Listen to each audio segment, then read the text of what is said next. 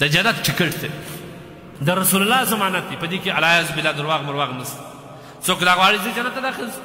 په پنځه شیانو باندې دی ډایرکټ جنت ته داخلېږي دا د رسول الله صلی الله علیه وسلم وینا چا چې ما ته د پنځو شیانو ضمانت راکړي دا یې زده کړي ښه په غور یې واورئ د پنځه شیانو ضمانت د الله رسول ما ته راکړي زه دې ته د جنت ضمانت ورکوم اوس که یو باچا یو چا ته وایي چې دغه پنځه کاره وکړه که دې دا کارونه وکړه زه تا ته $1,00,000 درکوم زما دې په خدای سره ښه اوسي چې شپه ورځ پر ځان یې وکوي د بدن غوښې تویوي دی به دا کار کوي د باچا دغه انعام الله سره وایي دا د رب الارباب اعلان دی دا د باچاهانو د باچا د لوري تحفه ده دې ته ځان ټینګ که ما درته وویل ترجمه ما درته وویل زموږ خو ټول فکر او اطمینان او سکون په دغه ظاهرو ویسو پیسو کې دي که دغه چاره ته ومنلې کار کوو که دغه چاره ته ونه منلې بیا کار موږ نه کوو زموږ ټول ظاهره شي لیکن دا آخرتي ګټه ده دا آخرتي سرمایه ده په دغه که چا عمل وکړي ګویا جنت یې ځان دی جنت ګټل دی اسانه نه دي حساب کتاب د قیامت ورځ دا میدان پاسول د الله حضور ته درېدل د هر شي حساب کتاب ورکول ډېر ګران دی لیکن په دغه پنځو شیان باندې که چا عمل وکړي د الله رسول صلی الله علیه وسلم زه د جنت ضمانت ورکوم زه ضمانت کوم اول شی څه دی څه په غور واورئ اصدقوا اذا حدثوا کله چې تاسو خبرې کوئ رښتیا وایاست رښتیا دا ډېر غټ دی نبي علیه الصلاه والسلام ان صدق تمانینه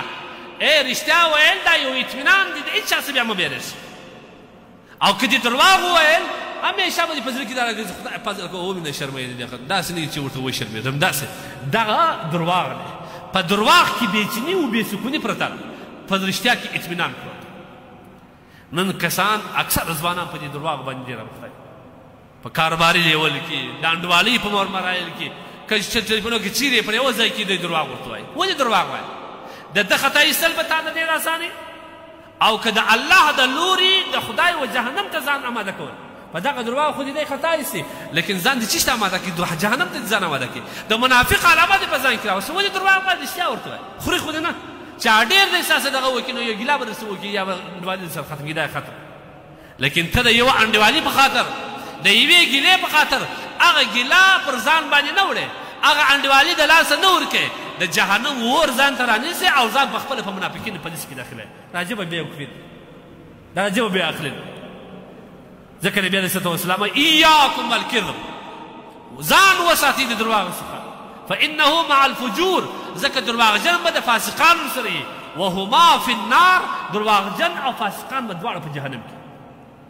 او د الله رسول صلی الله علیه وسلم فرمایي علیکم بصدق رښتیا ونیسه رښتیا وایه همیشه هېڅ چا ته درواغ مه وایه فانه مع البر دغه رښتیا ویونکي به همیشه د چا سره د نیکانو سره وهما فی الجنه دا دواړه په جنت کې لهذا همیشه په خپل معامله کې رښتیا وایاست په کاروباري لیول کې رښتیا وایاست په کور کې رښتیا وایاست او خاص کر د خپل اولادو در مخه درواغ مه وایاست چې ته درواغ وایه دا ډی ټیپوي دا به بیا دومره غټ درواغجن وخېږي بیا به ته ورته حیران شي چې پلار خو دې دومره درواغ نه وایي تا د کومې خوا یې زده کړه دا به زوی د پلار څه هر څه یې زده کوي دا په دا وخت کې دا ماشوم ذهن دا رقمي لکه مقناطیس امیروبا هر شی ځان ته کشي دغه درواغ دی زه کوي چې زما پلار خو په پلان کې درواغ ځان خلاص کړي زه به سبا درځې ښه درواغجن د درواغجن زوی دواړه به سره ملګري لهذا اول نبي علیه الصلاه والسلام فرمایي علیکم بالصدق یا اصدقوا اذا حدثوا کله چې تاسو خبرې کوئ رښتیا وایاست